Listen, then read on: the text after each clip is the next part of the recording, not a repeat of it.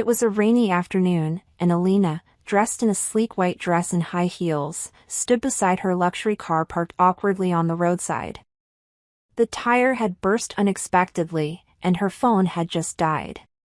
Her frustration mounted as passing cars ignored her, and the rain began to pour harder. She muttered under her breath, sheltering herself under the open car door, completely unaware that someone had been watching her from a distance. A few meters away, beneath a makeshift shelter of cardboard and tarpaulin, sat Damon, a scruffy, rugged man in his late 20s, clearly homeless but oddly dignified. He had been observing her for a while, hesitant to approach, knowing how people like her usually responded to people like him. But her distress won over his doubt. Slowly, he rose and approached her, his step steady but cautious, and asked, "Need help with that tire?" Alina looked up, surprised. She instinctively took a step back, unsure if she should trust him. But something about Damon's tone felt genuine, calm, and unlike the usual aggressive strangers she'd run into before. After a few seconds of silence, she nodded reluctantly. "If you know how to fix it, be my guest." Damon gave a faint smile and got to work. Alina watched him from the passenger seat, slightly damp and shivering. Damon worked quickly, expertly unscrewing bolts and replacing the tire with the spare from her trunk. She couldn't help but be impressed. He moved like someone who had done this 1,000 times. "You've done this before," she commented, breaking the silence. He didn't look up, just nodded. "Used to work in a garage. Long time ago." That small sentence piqued her curiosity, but she didn't ask more. After about 10 minutes, Damon stood and wiped his hands on his worn jeans. "All done. Should be good to go." Alina looked at the fixed tire and then back at him. As she pulled out her purse to give him some cash, Damon held up his hand. "No need. Just happy to help." That surprised her even more. No begging? No chasing after her car as she drove off? She stood there for a moment, unsure what to say, before murmuring, "Thank you," and driving off. But something about him stayed in her mind. The next morning, Alina sat in her sleek office chair, sipping a cappuccino while absent-mindedly scrolling through emails. But her mind wasn't in the office. She kept replaying Damon's face and those kind eyes. She had met hundreds of men at parties, meetings, and events, none of them looked at her the way he did, with no judgment or hidden intentions. She glanced out her office window and found herself wondering what his story was. A man with those skills and that calm demeanor shouldn't be living on the street. Her curiosity quickly turned to action.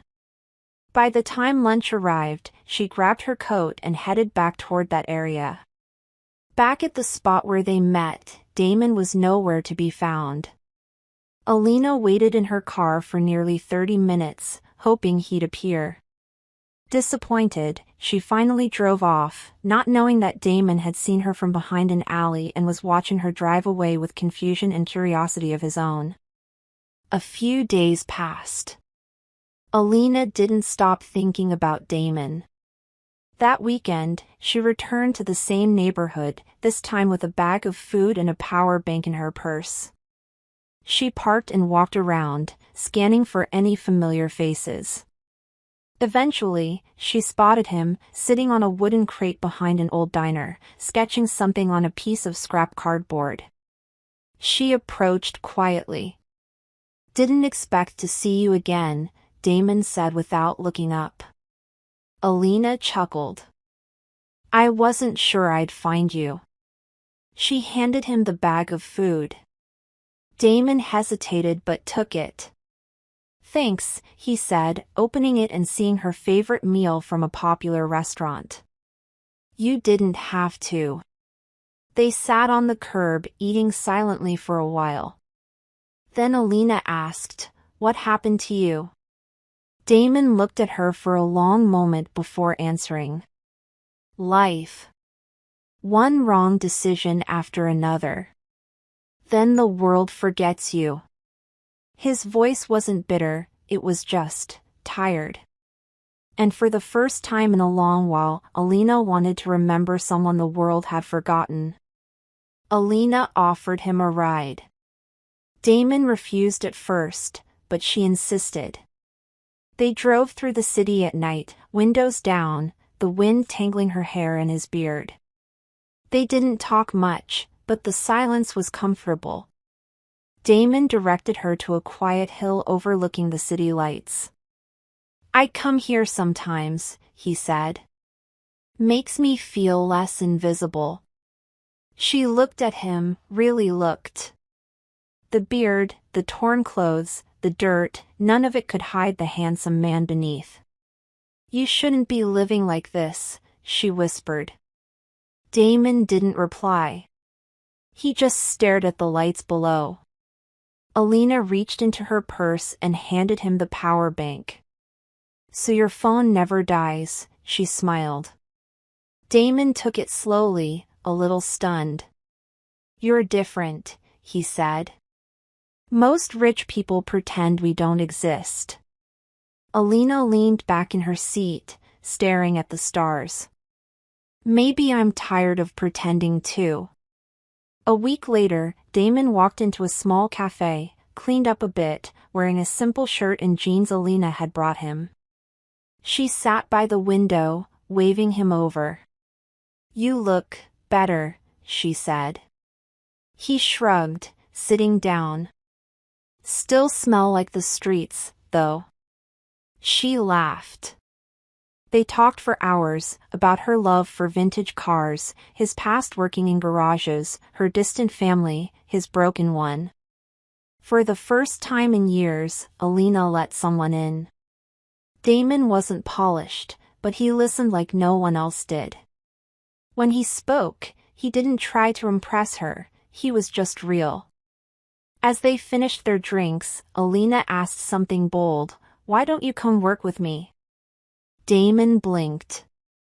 Doing what? Fixing cars. I'll pay. You're good at it. You just need a chance.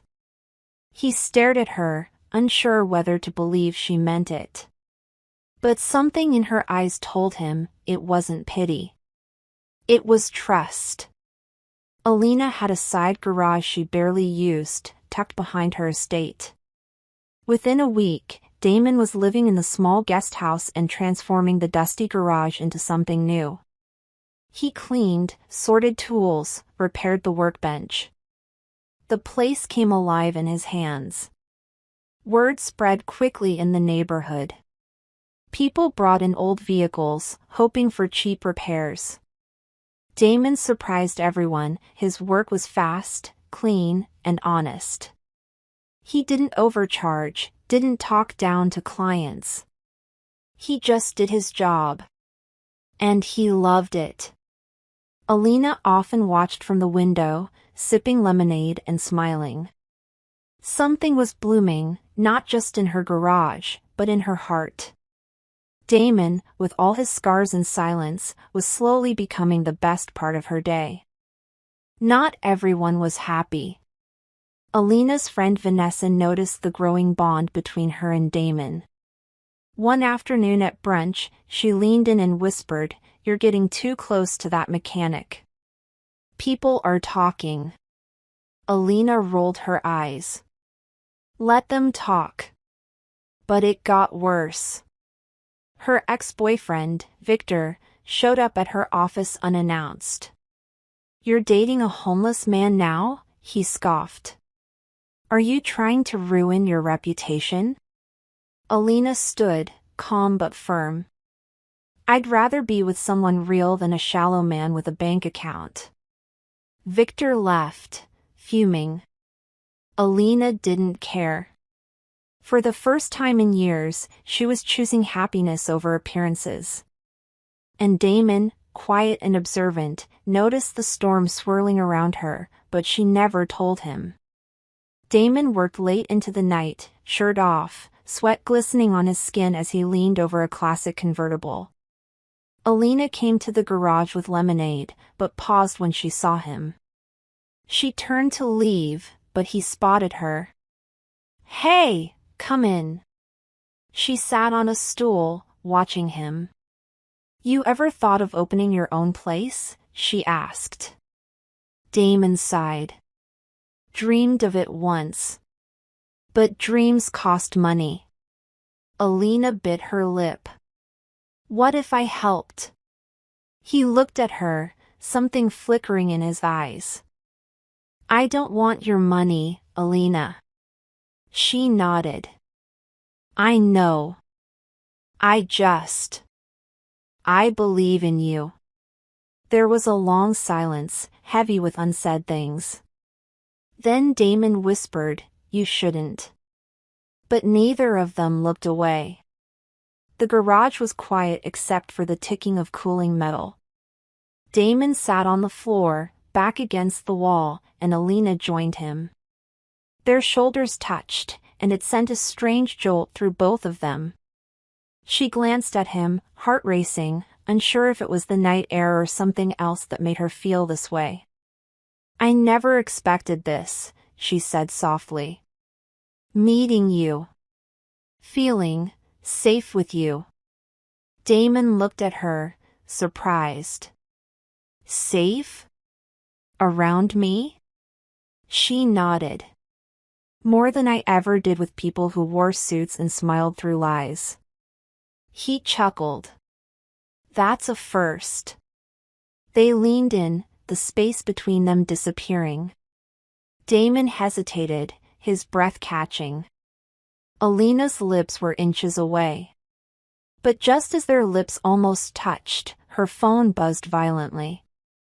She pulled back, the spell broken.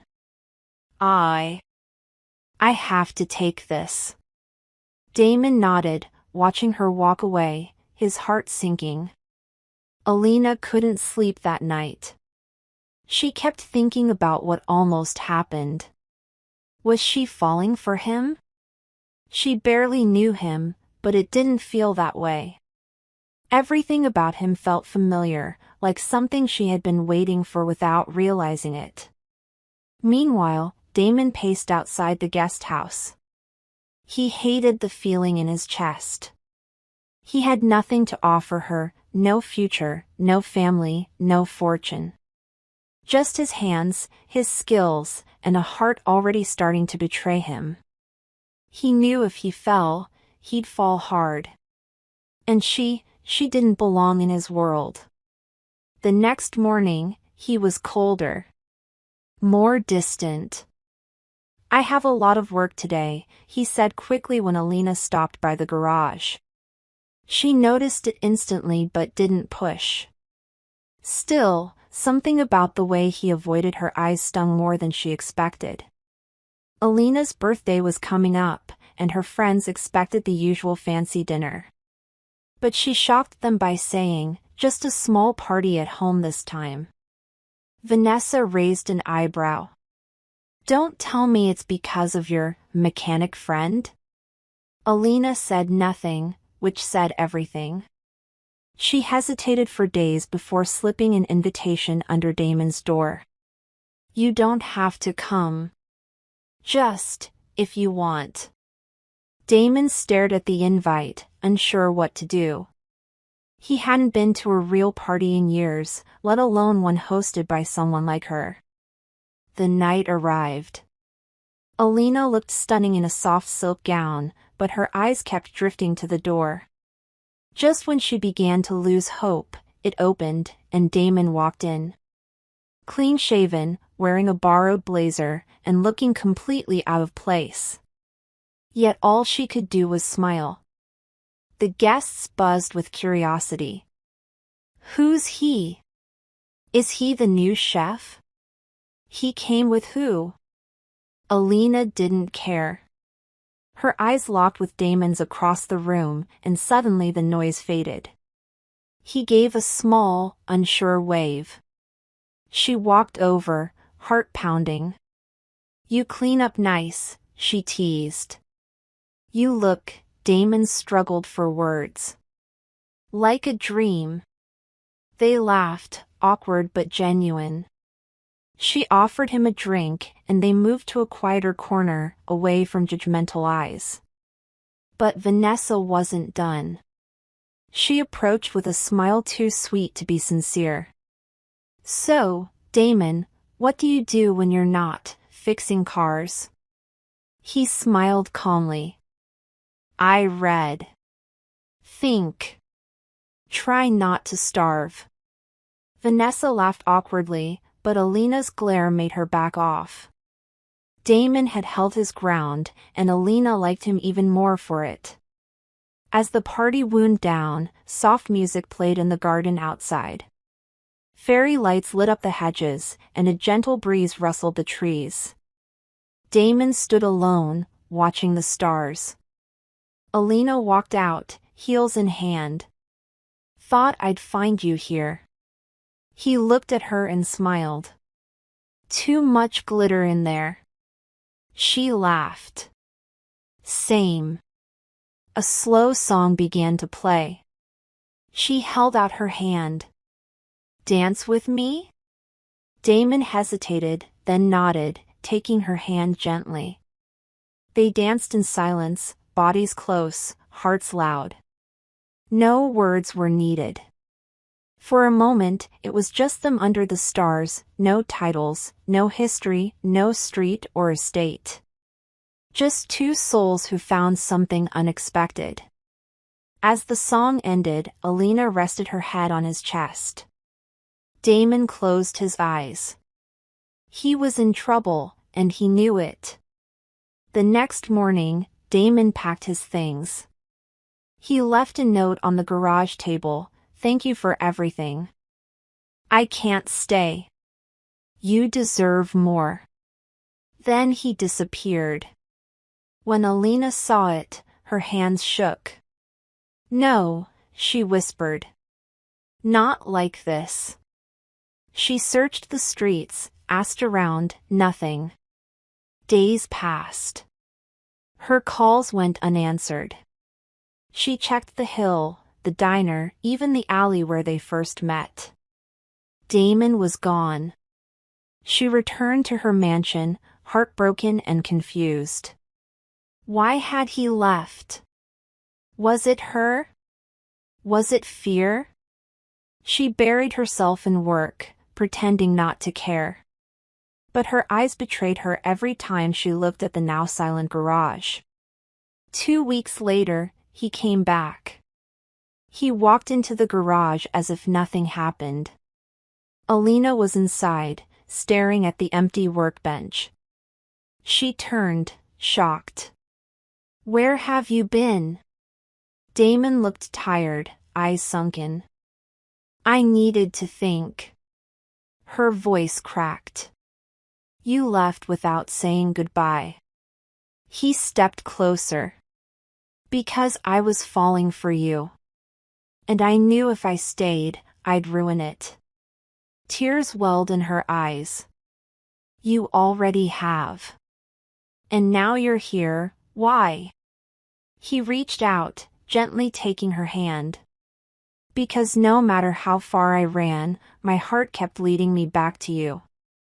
That night, a storm rolled in. Rain pelted the roof of the garage as if echoing their emotions. Alina and Damon stood under the overhang, the silence between them heavier than the sky above. Then, without warning, she stepped into the rain. If you're going to keep running, at least tell me the truth before you go. Damon followed her, soaked within seconds. The truth? His voice trembled. I've been homeless for years. I sleep where I can. I eat what I find. I don't have anything to offer you, no future, no promises. Just me. His words hit like thunder. Alina didn't flinch. She walked up to him, the rain soaking her dress. Then let me decide if you are enough. Not your past. Not your pockets. You. He stared at her, stunned. And in the pouring rain, without a single umbrella, they finally kissed, slow, desperate, and unforgettable. Vanessa wasn't happy. She had always believed someone like Alina should be with someone powerful, not a nobody from the street. So, she started stirring trouble. Rumors. Gossip. She even hinted that Damon was using Alina to get into her world. Alina brushed it off at first. But when a client asked if she was involved with her mechanic for PR, she realized the damage was growing. Damon noticed the whispers, the looks, the awkward silences that followed them around. One evening, he said quietly, "Maybe Vanessa's right." Alina turned sharply. "Don't do that. Don't let people write our story." He sighed. "They already are." But Alina had had enough. She walked straight into her friend group the next day and said loud and clear, "If you can't respect who I love, stay out of my life."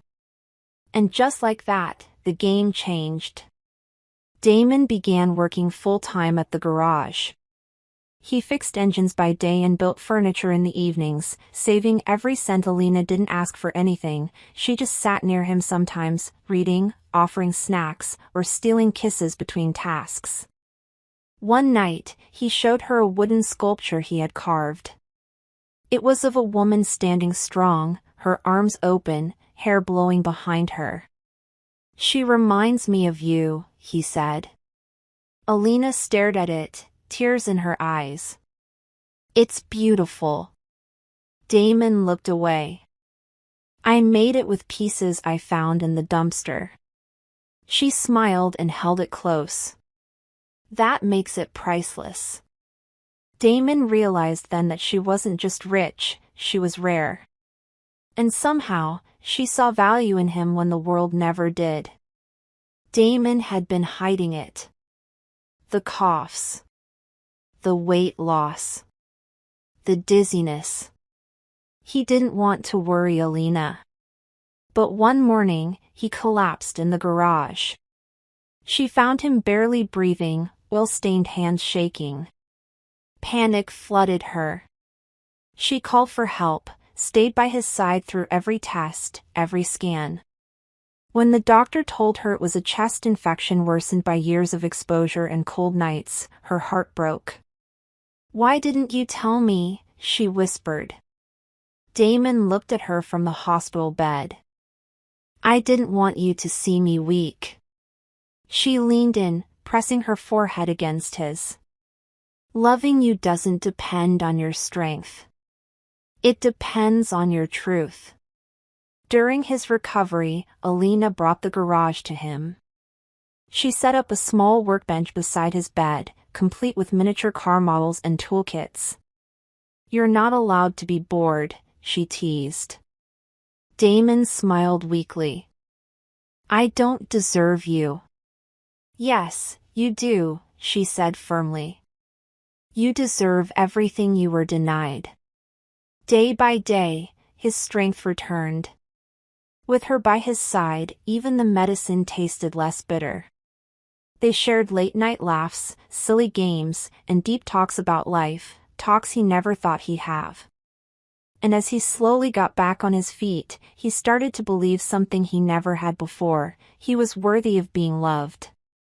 One afternoon, a stranger appeared at the garage, an older man in a suit, holding a photo. "Is your name Damon?" he asked. Damon nodded, confused. "You're hard to find," the man said. "I've been looking for you for years." It turned out the man had once worked with Damon's father, who had passed away long ago. He left something behind. It was tied up in legal mess for years. The man handed Damon an envelope.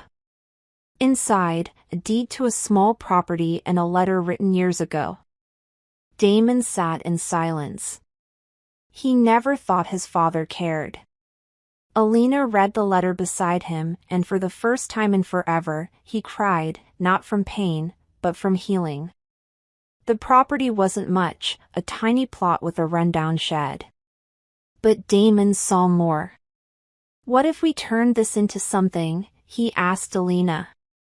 A place where people like me, like I was, can come fix things. Not just cars. Lives. She lit up. A repair shop, for more than engines. They got to work. Slowly, steadily. Damon poured his soul into it. Alina designed the layout. Together, they transformed the old shed into a cozy, warm, creative space. And when it was done, Damon put up a wooden sign over the door. Second Chance Garage. Damon was nervous. He had no ring, no fancy dinner planned. Just a heart ready to ask the biggest question of his life. He brought her to the garage one night, lit with candles and string lights. He gave her a wrench. Check the back tire, he joked. She did, and there, tied to the rim, was a ribbon. Attached to it, a note, "Want to fix hearts together forever?" Alina turned, eyes wide, hands shaking. Damon knelt. I may not have much. But if you say yes, I'll spend my whole life loving you better every day. Alina didn't even let him finish. She tackled him into a hug, laughing through tears. Yes. 1,000 times yes. But not everyone was happy. Vanessa made one last attempt to sabotage them. She leaked photos from Damon's past, sleeping on benches, eating from dumpsters, hoping to humiliate him and make Alina rethink the engagement. Instead, Alina posted the photos herself. This is Damon. This is strength. This is survival. This is who I love. The post went viral. Damon's story inspired millions. And Vanessa's power? It vanished. She left town quietly. No one missed her. They married in a backyard garden surrounded by friends, real friends. Alina wore a simple dress. Damon wore the same blazer he'd worn to her birthday. And when they said their vows, everyone cried. I used to have no home, Damon said. Now I have you. You're everything I didn't even know I needed. Alina smiled through tears. You fixed more than my car. You fixed me. They kissed to the sound of laughter and birds. It wasn't a fairy tale. It was better. It was real. They moved into a small house near the garage. No marble floors. No chandeliers. Just warmth, music, and mismatched mugs. Damon cooked. Alina painted. Sometimes, they danced in the kitchen just because the radio played their song. They didn't care about headlines or wealth. They cared about mornings that started with kisses and nights that ended with laughter.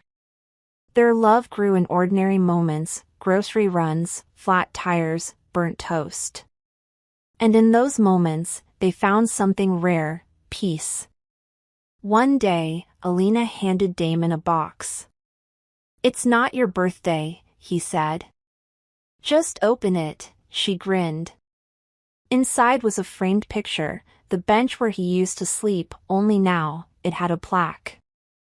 It read, where strength rested before it stood tall. She had bought the bench, preserved it, and turned it into a symbol. Damon stared at it, speechless. You remembered, he whispered. Alina kissed his cheek. I remember everything that made you who you are. He hugged her tight, knowing he would never need anything else in life again. Months later, Alina went through her old journal, the one she kept before her car broke down. On one page, she'd written, "I wish someone would just see me. Not the money. Not the name. Just me."